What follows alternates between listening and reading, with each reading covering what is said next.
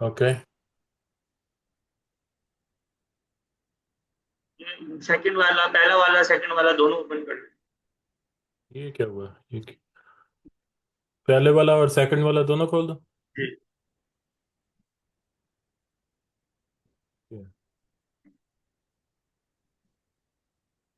ये, एक मिनट। इसको तो बंद कर दे, वीडियो है ये, सेकंड वाला लगा। हाँ, पहले वाला ओपन नहीं है। सेकंड सेकंड वाला हाँ जी, खोल दिया। देखिए जरा।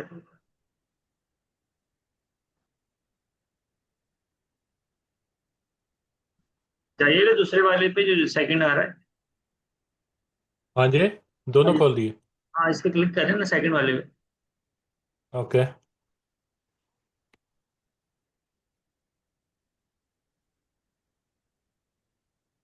अच्छा, ये नीचे आइएगा, देखें जो मैंने उस दिन आपको आपको जो मैंने पिक्चर भेजी थी ना, मैं वो आपको समझाने लगा हूँ कि उसके अंदर देखें अच्छा हमारे पास क्या होती है, कितने टाइप की क्यूरीज होती हैं, हमें ये समझना होगा।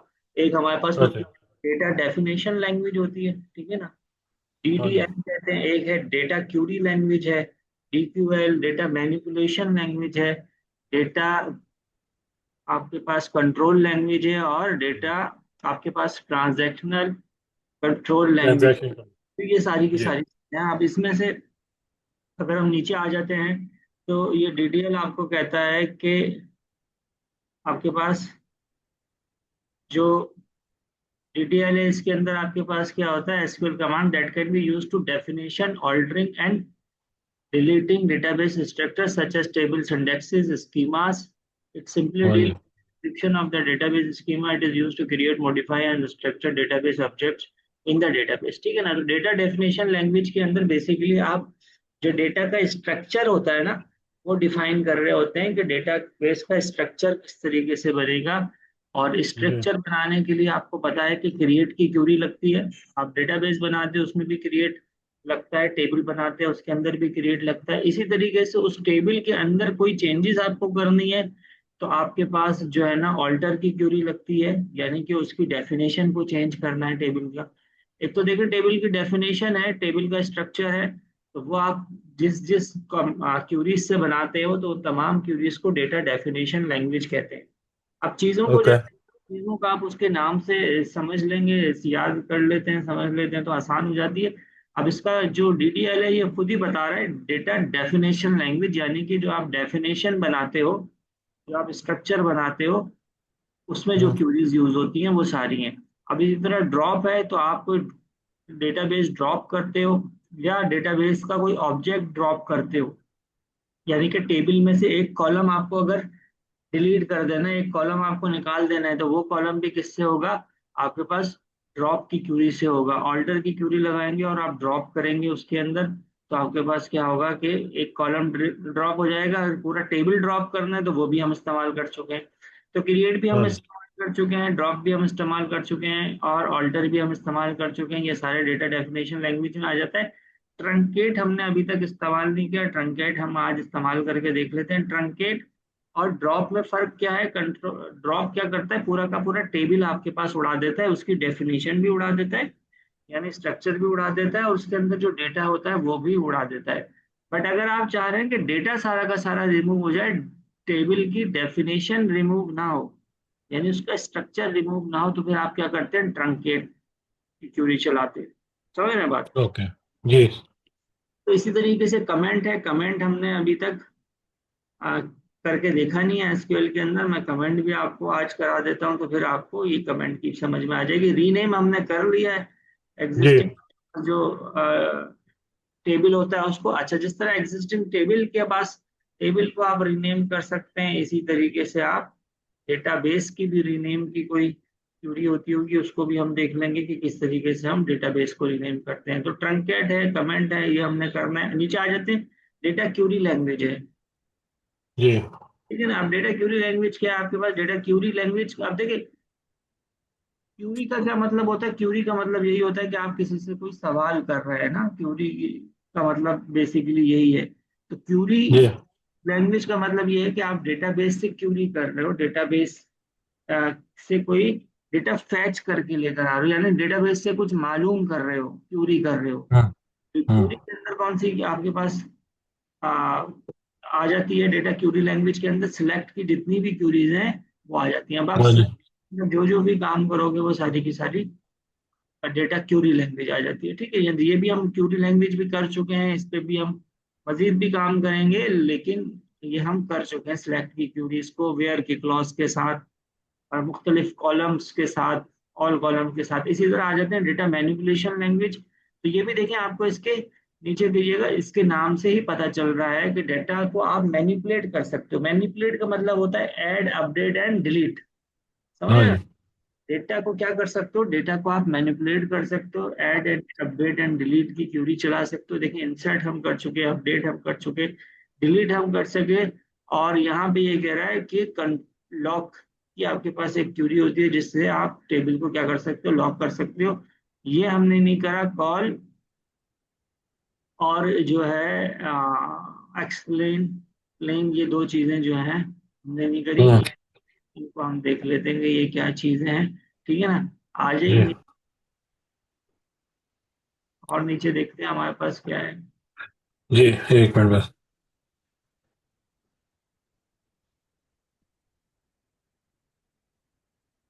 और नीचे इसके बाद इसके बाद कंट्रोल लैंग्वेज है। ठीक है ना? तो इसलिए हाँ डेटा जी। कंट्रोल क्या होता है? ये आपके पास रिवोक करने के लिए कोई कोई आ, आपके पास परमिशन ग्रांट करने के लिए होता है। ठीक है ना? नीचे आइए, इसकी इसकी एग्जांपल्स चेक करते हैं हम। तो इसमें हमारे पास दो चीजें आ जाती हैं इसके अंदर, हमारे पास ग्रांट आ जाता है और रिवोक आ जाता है। ये दो चीजें हैं जिसके जरिए आप क्या कर सकते हैं कि कोई हाँ जी। परमिशंस वगैरह आप दे सकते हैं और आप उसको जो है ना अलाउ कर सकते हैं। तो बहरहाल ये आखिर के अंदर हमने करना है डेटाबेस के अंदर ये परमिशंस वाला काम, तो ये भी हमने कर लेना है। नीचे आइएगा। जी, ट्रांजैक्शन, ओके। अच्छा जी, ये आपके पास क्या आ जाती है? ट्रांजैक्शन कंट्रोल लैंग्वेज आ जाती है। ये आपके पास रोल बैक है, कमिट है, बिगिन ट्रांजैक्शन है। तो रोल बैक क्या होता है कि कोई चीज आपने परफॉर्म की है और वो परफॉर्म करने के बाद आप उसको क्या करना चाह रहे हैं? रोल बैक करना चाह रहे हैं। तो रोल बैक की आपके पास क्यूरी आज कमांड्स आ जाती हैं बेसिकली। ठीक है ना? हम्म। और इसी तरीके से कमेंट है आपके पास कि कोई आपने जो है ना चेंजेस किए हैं, तो आप तमाम चेंजेस को क्या करते हैं? सेव करते हैं। तो ये जो लास्ट की दो चीजें हैं ना आपके पास, ट्रांजैक्शन वाली और इससे ऊपर रिवोक वाली है। ये आपके पास हाँ जो जी। चीजें हैं, ये मतलब जब डेटाबेस की बेसिक सारी चीजें आप कर लेंगे तो उस वक्त फिर ये हम कवर करेंगे। तो इसके अंदर कोई हाँ जी। बहुत यानी कि इसकी प्रैक्टिस की या उसकी, इस तरह हम क्यूरीज के अंदर मुख्तलिफ डेटा के ऊपर काम कर रहे होते हैं ना, तो इसके अंदर डेटा के ऊपर काम नहीं हो रहा होता। बेसिकली ये कमांड्स हैं जो कि रोल बैक में हाँ यूज होती हैं, आपके पास कमेंट में यूज होती हैं, नई ट्रांजैक्शन करने के अंदर यूज होती हैं। तो फिर ये हम एंड के अंदर इनको कर लेंगे तो ये हमारे पास कवर्ड हो जाएंगी। ये बेसिकली डेटा मैनिपुलेशन या जिस तरह आपके पास सिलेक्ट की क्यूरी है उस तरह से काम कर नहीं रही होती। ये एडमिनिस्ट्रेटिव चीजें हैं बहुत सी, तो वो फिर हम कवर कर लेंगे। ठीक है ना? तो ठीक है। हम आ जाते हैं दोबारा उसके पर, अपने एसक्यूएल के ऊपर। अच्छा, अब ये जो चीज मैंने आपको बताई है इसमें से बहुत सारी चीजें हमने की हुई हैं। अब आपको करना यह है कि एक तो ये कि जो चीजें नहीं हुई हुई वो कहीं पे नोट डाउन कर लीजिएगा और हाँ मुझे जी। दिला दीजिएगा ताकि हम वो कवर कर लें। दूसरी बात ये कि ये जो चीजें हैं, ये अगर आप कहीं इंशाल्लाह काम वगैरह पे इसके हवाले से जाएंगे तो ये चीजें थ्योरेटिकली आपको पता होना चाहिए कौन सी चीज से क्या हो रहा होता है। और इंटरव्यूज हाँ जी। वगैरह में ये पूछा जाता है। डेटा हाँ जी। डेफिनेशन लैंग्वेज क्या होती है, डेटा क्यूरी लैंग्वेज क्या होती है। ठीक है ना? जी, तो सही। अच्छा, ये जहाँ पे हम अभी किस विंडो के ऊपर है, यहाँ पे किस टेबल के ऊपर काम हो रहा है? ये ऑल्टर टेबल रजिस्टर पे हो रहा था। ये जरा ये इस डेटाबेस में चले हैं, अभी ये डेटाबेस यही सिलेक्ट हुआ हुआ है। हाँ जी, डेटाबेस यही है। आज करिएगा जी select static from register.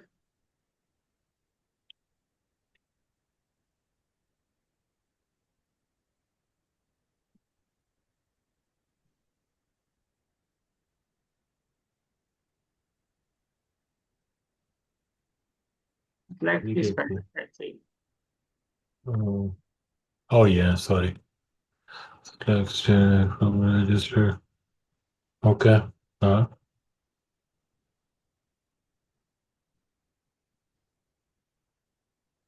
From register. Nothing delete from register. Delete तो नहीं कर दिया था हमने? नहीं, ऊपर जो ओ डेटा आई थिंक नहीं, अभी पहले यूज तो वो उसमें तो जाऊं मैं पहले। यूज डेटाबेस ये था फूड मार्ट का ही चल रहा है अभी ना।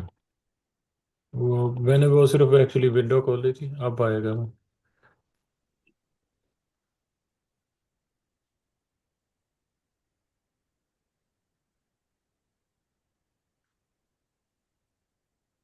हाँ जी। अच्छा ये क्रिएट भी रजिस्टर का टेबल क्रिएट भी ऊपर ही हुआ हुआ है कहीं, कहाँ हुआ हुआ है? हाँ जी, ये क्रिएट हुआ हुआ ऊपर। कहाँ पर हुआ क्रिएटेबल रजिस्टर, ये देखें। है? अच्छा ठीक है, अब इसको नीचे आइएगा, ड्रॉप करें।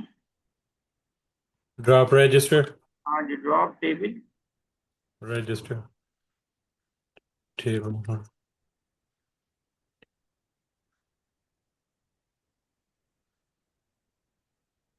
ओके। ठीक है ना। अब आप सिलेक्ट स्टैटिक फ्रॉम रजिस्टर करके चेक करें ना, ऊपर लिखी हुई है उसी को चला दें। हाँ ठीक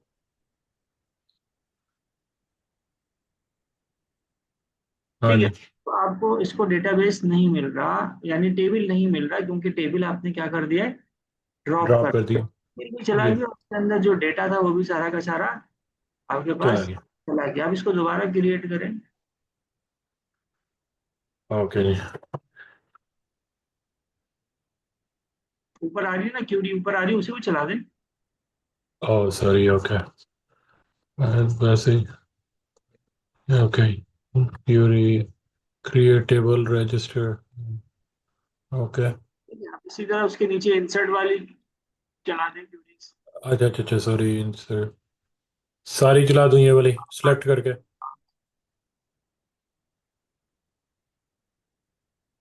ठीक है ना, तो ये हमारे ओके पास आ गया, सिलेक्ट स्टैटिक करके चेक करें। जी। ठीक। अब इसी तरीके से नीचे आके आप लिखें ट्रंकेट टेबल ट्रंकेट टेबल और रजिस्टर। रजिस्टर। इसको चलाएं,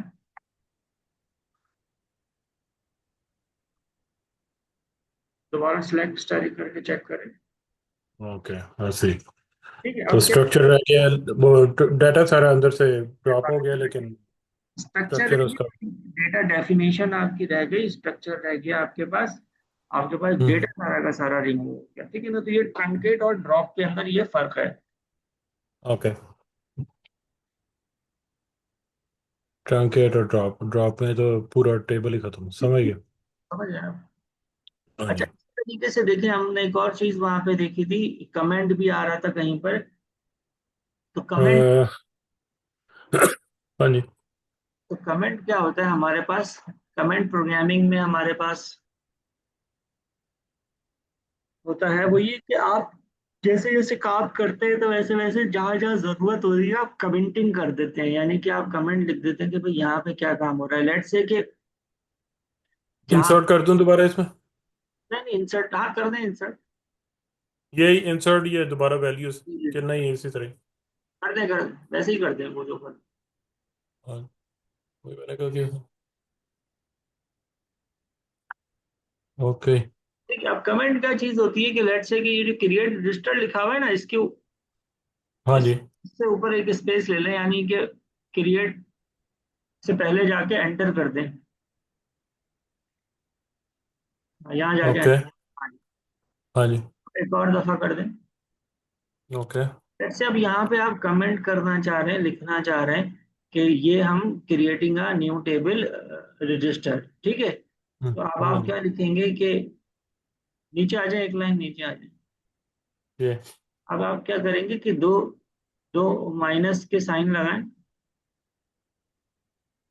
ओके। और यहाँ लिखिए creating a table creating a table register. Register. Okay. अब देखिए ग्रीन कलर के अंदर आ गया। ग्रीन कलर का मतलब ये हो गया कि ये कमेंट है। अगर आप इसको जी। सिलेक्ट करके चलाएंगे भी ना, तो देखिए इसको सिलेक्ट करके रन करें, हाँ जी। देखिए ये कोई एरर नहीं दे रहा, ठीक है। लेकिन हाँ अगर जी। आप क्रिएटिंग अ टेबल रजिस्टर बगैर माइनस के साइन के लिख के चलाएंगे ना, तो ये आपको एरर देगा। सिर्फ इतना सिलेक्ट कर ले, माइनस के साइन को छोड़े, माइनस के साइन से आगे का सिलेक्ट करके चलाएं, ठीक ओके। है। आपको एरर देगा, हाँ ये जी। बोलेगा कि इस तरह की कोई कमांड मौजूद नहीं है, नहीं। हाँ आपको जी। समझ नहीं आ हाँ रही जी। है। लेकिन अगर आपने माइनस का साइन कर दिया तो देखिए कुछ एग्जीक्यूट भी नहीं किया उसने, और कोई एरर भी नहीं नहीं। जी।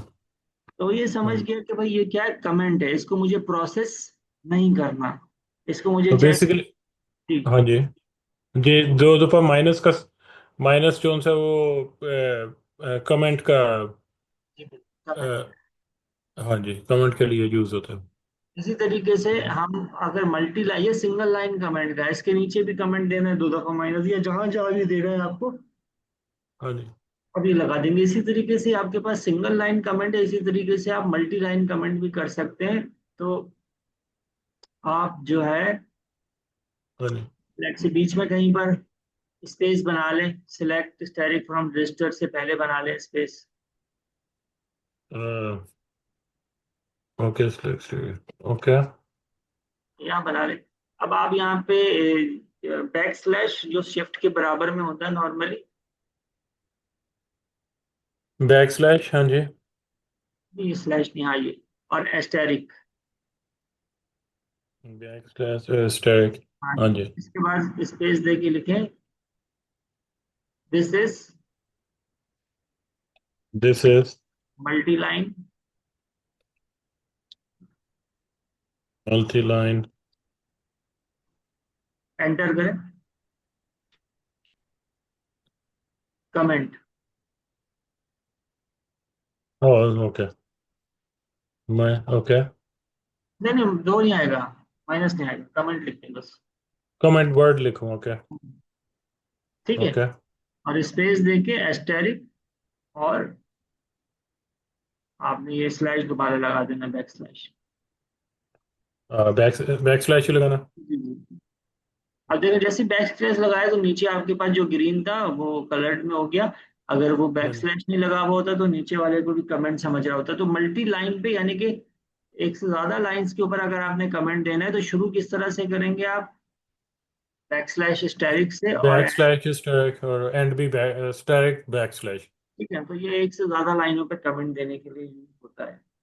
और हाँ जी। जब आप प्रैक्टिस में भी यही करना चाहिए, लेकिन खास तौर पे जब आप किसी डेटाबेस पे, प्रोफेशनल डेटाबेस पे काम कर रहे हो, किसी ऑफिस में काम कर रहे हो, तो कोशिश यही होनी चाहिए कि आप ज्यादा से ज्यादा कमेंटिंग करें। तो कमेंट का फायदा ये होता है कि वो काम करते हुए तो खैर बुरा लग रहा होता है कि एक इजाफी आपके पास काम है, लेकिन जब आप दोबारा उस काम के ऊपर वापस आते हैं तो हाँ जी। कमेंट से बहुत ज्यादा फायदा होता है। आपको पता चलता है कि कहाँ पे आपने क्या काम किया हुआ है।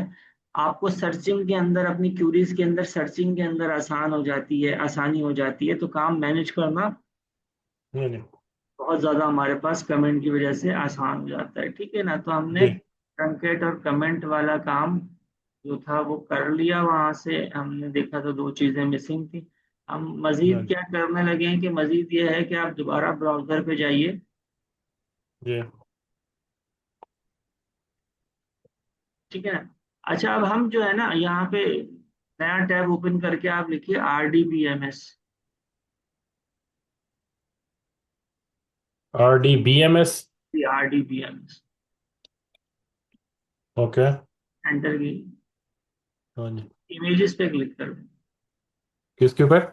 इमेजेस, इमेजेस ऊपर आ रहा है ना, इमेजेस। ओह, इमेजेस, ओके। अच्छा जी।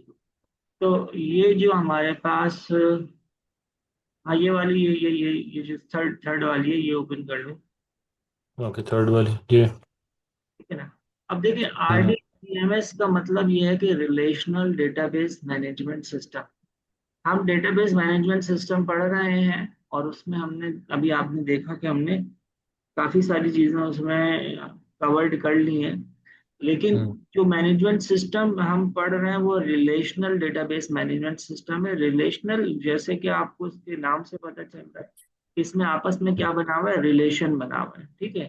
जी। टेबल्स में आपस में क्या बना हुआ है, रिलेशन बना हुआ हाँ है। अब जी। डेटाबेस की खासियत ये है कि देखिए, डेटाबेस की खासियत ये है कि इसके अंदर, यानी नॉर्मली देखें जैसे वैसे डेटा स्टोर होता है, बगैर डेटाबेस के किसी रजिस्टर में आप स्टोर करें, या लेट्स से कि किसी डॉक्यूमेंट में, वर्ड डॉक्यूमेंट में, तो सारा डेटा आपको एक जगह पे रखना पड़ता है, एक ही रजिस्टर के अंदर आप तमाम एंट्रीज करते हैं। तो यहाँ पे जो मामला है डेटाबेस के अंदर वो ये है कि इसमें डेटा आपका बहुत ऑर्गेनाइज्ड वे के अंदर आप स्टोर करते हैं, ताकि आप डुप्लीकेशन से बच सकें, ताकि आपकी सर्चिंग फास्ट हो। हम्म। तो प्रॉपर आपके पास डेटा स्टोर होता है। तो हम क्या करते हैं, लेट्स से कि आपके पास, अगर आप स्कूल के सिनारियो के अंदर देखें, तो स्कूल का अगर आप किसी को डेटाबेस बना के दे रहे हैं, तो उसमें आपके पास एक तो टेबल है एडमिशन का, जिसमें आप एडमिशन के वक्त जितनी भी डिटेल्स है जी। वो सारी स्टोर करते हैं, ठीक है।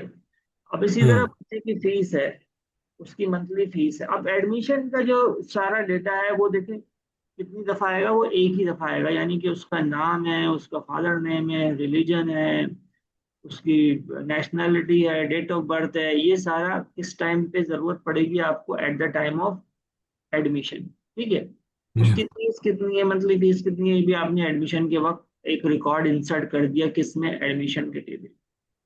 अब आप क्या कर रहे हो कि लेट से उसकी फीस आ रही है मंथली हर महीने, ठीक है। तो अब हम्म। आप ये जो फीस उसकी आ रही है और ये भी आपको सेव करना है, ये आप एडमिशन के टेबल में नहीं कर सकते, समझ रहे हैं ये। बात। हाँ जी। अगर आप वो एडमिशन के टेबल में करेंगे तो हर दफा जब आप फीस इंसर्ट करेंगे तो हर दफा वो जो रिकॉर्ड्स हैं वो डुप्लीकेट होंगे आपके पास, जी। यानी कि उसका नाम, उसका फादर नेम और एज और डेट ऑफ बर्थ और सारी चीजें, ठीक है ना। हम्म। तो आपको क्या करना पड़ेगा, फीस के लिए टेबल अलग बनाना पड़ेगा, जी। ठीक है। जहाँ पे उसकी मंथली फीस हर महीने जो वो फीस दे रहा है वो आप एंटर कर रहे हैं, उसमें कितने पैसे वो दे रहा है, किस डेट को वो पैसे दे रहा है, हम्म। क्या टाइप है, कैश है, चेक है, जो भी जी। है, तो वो आप सारा मेंटेन कर रहे हैं। तो इस तरह से हम क्या करते हैं कि टेबल्स को अलग अलग बना लेते हैं, ताकि डुप्लीकेशन ना हो, ताकि एक टेबल के अंदर बहुत ज्यादा फील्ड्स ना हो और वो जी। टेबल हैवी ना हो हमारे पास। तो हम अलग अलग टेबल्स बना लेते हैं, ठीक है ना। इसी तरीके से स्कूल के अंदर आप फैकल्टी है, फैकल्टी का सारा रिकॉर्ड हाँ मेंटेन जी। कर रहे हैं, तो फैकल्टी का भी टेबल अलग बनेगा, वो एडमिशन में नहीं आ सकता, ठीक है। हाँ जी। तो अब ये टेबल आपके पास बन गया, लेट्स से कि एडमिशन का बन गया, फी का बन गया, लेकिन आपको पता कैसे चलेगा कि भाई जो फीस आई है वो किस बच्चे की है, क्योंकि उसका रिकॉर्ड तो सारा का सारा कहाँ रखा हुआ है, एडमिशन में रखा हुआ जी। है ना। तो आप दो टेबल्स को आपस में लिंक कर देते हैं, एक रिलेशनशिप दे देते हैं, ताकि क्या हो कि ताकि आपके पास पता चल सके कि रिलेट कर सके डेटा कि कौन सा डेटा किसका है और किस टेबल से वो आ रहा है। तो जिस तरह हम्म। डायग्राम सामने बनी हुई है, तो इसमें देखिए आप कि एक टेबल से आपके पास लाइन जा रही है, एरो टाइप बना हुआ है, और वो दूसरे टेबल पे जा रहा है। एक टेबल दो टेबल्स को भी कनेक्ट कर रहा है, इसी तरह वो आगे चार टेबल हैं, वो सारे आपस में एक दूसरे को कनेक्ट कर रहे हैं। जी।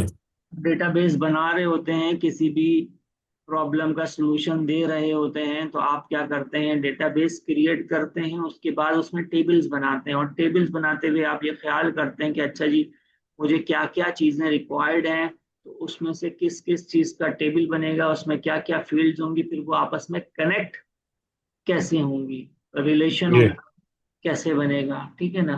तो ये ठीक। हमारे पास जरूरी है कि हम मल्टीपल टेबल्स बनाएं और वो टेबल्स आपस में कनेक्ट करें। तो कनेक्ट करने के लिए जरूरी ये होता है कि आपके पास दोनों टेबल्स के अंदर कोई कॉमन फील्ड हो। ओके। अब जैसे आपने एडमिशन का टेबल बनाया, वहां पर आपने आईडी दी, एडमिशन आईडी। हम्म। जैसे बच्चा नया आता जा रहा है, वहां पे एक नई आईडी आती जा रही है, ठीक है। तो जी अब बच्चे की फीस एंटर होगी फी के टेबल में, तो वहां पे आपको फी आईडी के साथ साथ एडमिशन आईडी भी चाहिए। जी आईडी आपको क्यों चाहिए? ताकि आपको पता चल सके कि ये जो फीस आई है ये किस बच्चे की आई है।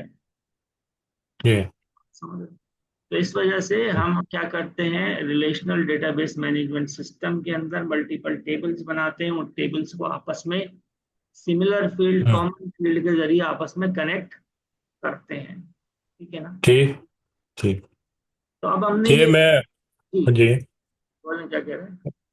मैंने कहा ये अगर ये अभी आप आई गेस जब भी मुझे ये सिखाएंगे तो मैं मंडे से मैं एक उसका वो शुरू करूँगा जिसमें मेरा डे वन से ही जो सी वो दोबारा प्रैक्टिस हो जाए। और मैं स्टोर का ये एक बनाऊंगा जो मेरे जहन में आ रहा है। उसमें एम्प्लॉय जब हायर होता है उसका वो वही एज ए स्कूल ही हो जाएगा, लेकिन उसमें ये है कि उसमें आइडियाज़ मेरे पास ज़्यादा हैं क्योंकि सही। मैं वो करता हूँ। तो उसमें चार पांच इस तरह मुझे, अब पांच तो मैं I can think right now, मतलब कि मैं हैंड के मैं वो टेबल दे सकता हूँ उसमें। और उनके आपस में रिलेशन भी और ये भी, क्योंकि एम्प्लॉई है उसके बाद एम्प्लॉई जब हायर होता है उसके बाद उसकी आवर्स की बन सकती है, उसकी वेजेस की बन सकती है, ठीक है ना। उसके बाद एम्प्लॉय की कई राइट अप्स करते हैं वायलेशन की बन सकती है। तो इस तरह ये फिर ये आप जब मुझे कर देंगे तो मैं आपको फिर एक मंडे से मैं शुरू करूंगा इसके ऊपर कि डे वन से ही वो जैसे ज़ीरो से डे वन से जब जो मैंने लेसन लेने शुरू किए हैं उसको लेके ये सारा आगे तक चलता रहूँ। अब इसका ये है हमारे पास कि हम हाँ जो है इसकी एक एग्जाम्पल कर लेते हैं अभी, और हाँ जी जो है ना फिर हम ज्वाइंस जो है ना नेक्स्ट क्लास के अंदर देखेंगे, तो वहां पे आ जाए हमारे पास, डेटाबेस पे आ जाए। हाँ जी। न्यू क्यूरी विंडो ले लीजिए। हाँ। ओके इसको सेव कर लो। हाँ, इसको कर।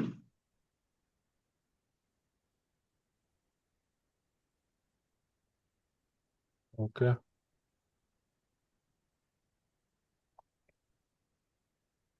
फिर ये डेटाबेस एबीसी स्कूल कर दें या कोई सा भी नाम दे दें। ये database ABC school. Database ABC school. Okay ठीक है ना? और फिर यूज करके इसके अंदर आ जाए।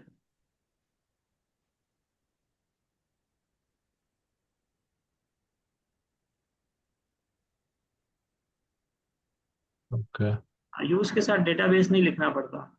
ओह सॉरी हाँ यही तो मैं कह रहा हूँ कि ये जॉन सी। ठीक है। ओके अब इसमें हम क्रिएट कर लेते हैं टेबल, क्रिएट टेबल एडमिशन,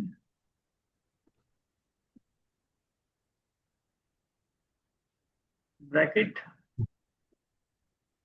हाँ जी ad underscore ID. Ad underscore ID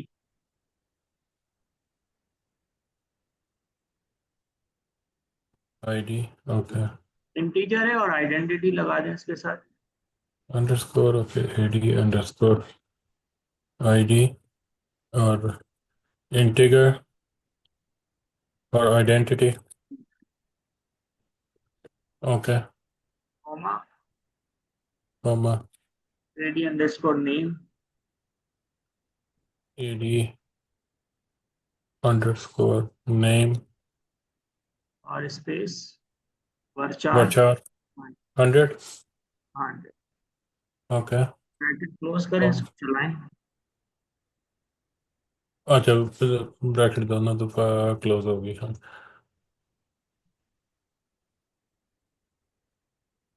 ठीक है ना? ओके, तो ये हमारे पास, हाँ जी अब सिलेक्ट, अब इसमें इंसर्ट कर दीजिए, insert okay insert into into admission value ID तो आईडी नहीं नहीं, करनी पड़ेगी। हाँ बस जी डायरेक्ट वैल्यूज लिख दें, इसको छोड़ दें। हाँ जी डायरेक्ट वैल्यूज लिख देना, ब्रैकेट नहीं लगाए, वैल्यूज लिख दें। ओह सॉरी, वैल्यूज, हाँ जी, वैल्यूज। ब्रैकेट में सिंगल कोड में कोई भी नाम दे दें। ओके। ओके। हाँ लेकिन ये ब्रैकेट में देना पड़ेगा ना खाली।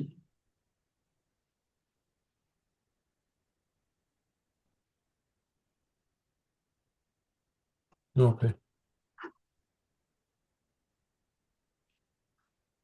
ठीक है। सही है।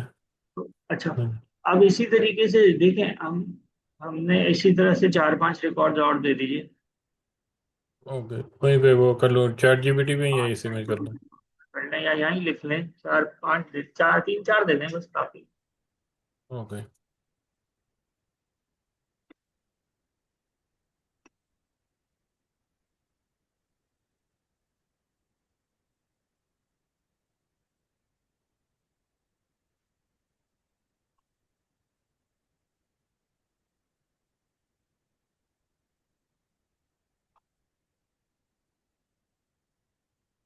ठीक है ना, हाँ जी।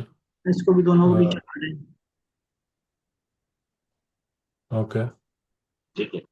अच्छा, सिलेक्ट स्टाइल करके चेक करें।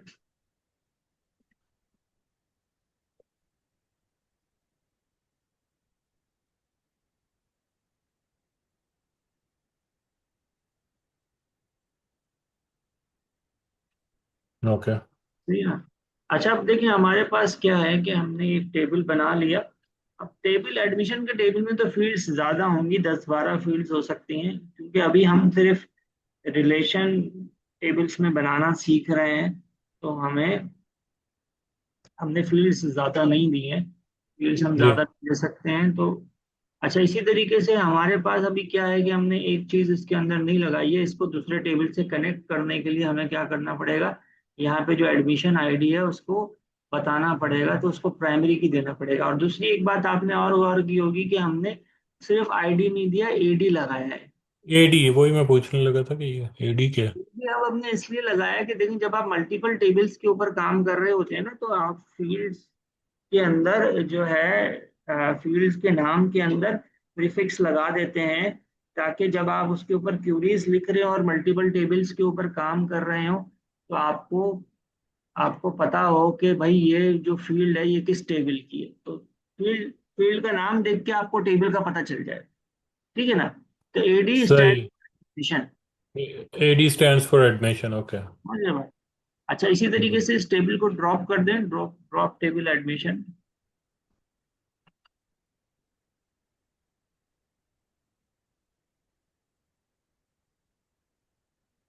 ठीक है ना। और जो है, हाँ, अब आप क्या करें कि ऊपर जो क्रिएट टेबल है ना, उसमें आइडेंटिटी के बाद लिख दीजिए प्राइमरी की। आइडेंटिटी के बाद क्या लिखो? Primary primary valid. Primary primary primary. Primary, okay. Primary. Okay. की, स्पेस देके की, प्राइमरी के बाद स्पेस स्पेस देके की। की। है ना। ओके। अच्छा एक चीज का और इसमें हम कॉलम का इजाफा कर देते हैं, वो अभी तक हमने नहीं किया, और वो है एडमिशन नेम के बाद कॉमा देके लिख दीजिए AD_डेट, वर्चार के बाद 100 के बाद एक कॉलम का और इजाफा कर लीजिए। ओके, कॉमा दे के करूंगा ना? कॉमा देके AD date, AD underscore date, okay. और स्पेस देके date. AD underscore space, space इसके या? बाद हाँ इसके बाद। ओके। ओके। ठीक है, और ब्रैकेट क्लोज करें और इसको रन करें। ओके, तो ये डेट की क्यूरी है, ओके। ठीक है ना। तो ये क्या है कि अगर आपने कॉलम के अंदर डेट देनी है, तो आपको अच्छा, ये डेटा डेट। टाइप क्या बतानी पड़ेगी, डेट बतानी पड़ेगी। अब डेटा टाइप ठीक। अगर आप वर्चार के अंदर भी दे देंगे तो भी डेट अभी नहीं चलाएं, अभी नहीं चलेगी ना, ओके। ओके। एरर देगी, क्योंकि आपने एक फील्ड का इजाफा कर दिया ना। ठीक है। ये। अच्छा अगर आप डेटा टाइप नहीं देंगे, वर्चार देंगे, तब भी वो सेव हो जाएगा डेटा उसके अंदर, किसी भी फॉर्मेट में आप डेट दे देंगे। लेकिन फिर प्रॉब्लम क्या आएगी कि जब आप डेट से रिलेटेड क्यूरी चलाएंगे तो वो क्यूरी नहीं चला के देगा। बात समझ रहे हैं? यानी आप बोलेंगे कि जी।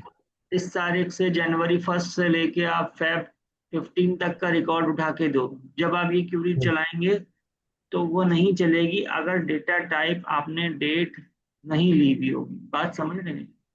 जी मैं समझ। सही है ना? अली के बाद अब आप कॉमा दीजिए, अली के बाद कॉमा दीजिए, ब्रैकेट के अंदर ही, ब्रैकेट के। ब्रैकेट के अंदर, सॉरी, ओके। ओके। और जो डेट का फॉर्मेट होता है ना, बाय डिफॉल्ट एसक्यूएल वो लेता है आपके पास, एआर पहले लेता है वैसे भी।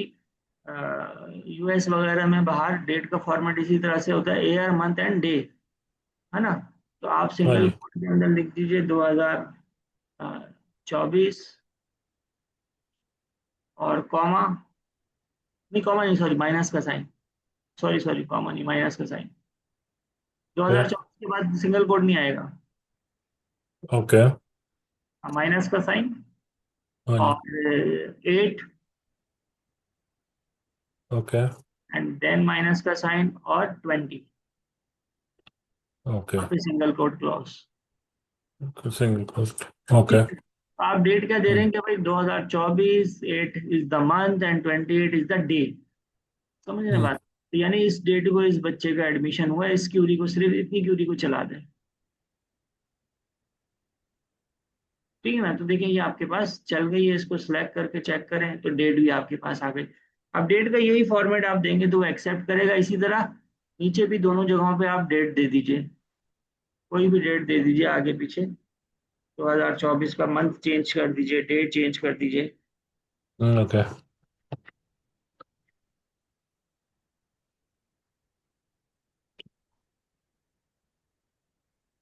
सिंगल कोड में आएगी date. Oh sorry.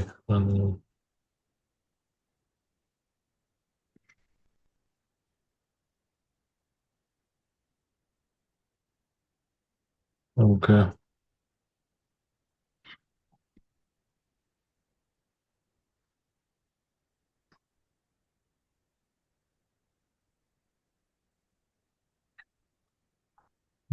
Single code नहीं बोल रहे हैं।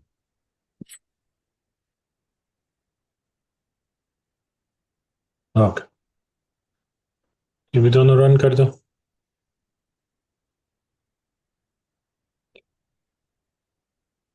ठीक है, ओके। ये हमारे पास हो गया। अब आपने देखिए क्या करना है, आपने ये करना है कि यहाँ पे नीचे आप आ जाएं, दो दो माइनस का साइन लगाएं,